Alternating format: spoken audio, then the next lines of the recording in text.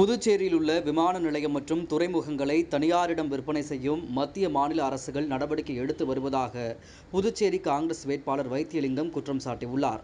புதுச்சேரியில் இந்தியா கூட்டணி சார்பில் போட்டியிடும் காங்கிரஸ் வேட்பாளர் வைத்தியலிங்கம் தனது பிரச்சாரத்தை காலாப்பட்டு தொகுதியில் இருந்து தொடங்கினார். பிரச்சாரத்தில் முன்னாள் முதலமைச்சர் நாராயணசாமி, சட்டமன்ற எதிர்க்கட்சித் தலைவர் சிவா உள்ளிட்ட இந்திய கூட்டணி கட்சி தலைவர்கள் பங்கேற்றனர்.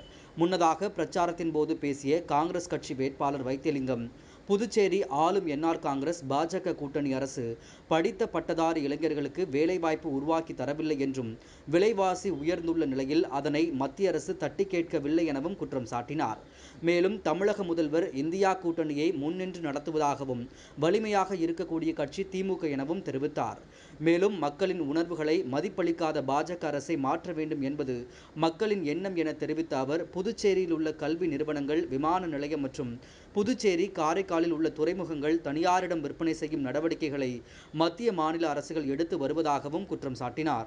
இன்னும் குறைந்த நாளிலே பார்த்தால் ஆட்சி அவர்களுக்கு வந்தால் நிச்சயமாக கல்வி நிறுவனங்களை விற்பதற்கு உண்டான நடவடிக்கை எடுக்கப்படும்.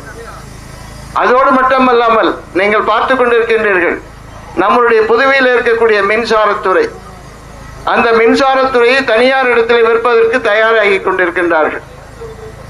இது போன்ற பல நிறுவனங்கள், காரைக்காலில் இருக்கக்கூடிய துறைமுகம், புதுவையில் இருக்கக்கூடிய துறைமுகம், அதே போல புதுவையில் இருக்கக்கூடிய விமான நிலையம், இவற்றையெல்லாம் விற்பதற்கு உண்டான நடவடிக்கைகள் அவர்கள் எடுத்துக்கொண்டிருக்கின்றார்கள்.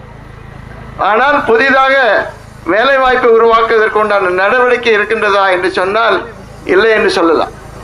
அதே போல விலைவாசி மிக கடுமையாக உயர்ந்திருக்கின்றது என்று சொல்லலாம். அதை தட்டி கேட்பதற்கு இந்த அரசாங்கம் தயாராக இருக்கின்றதா என்று சொன்னால் இல்லை என்று சொல்லலாம்.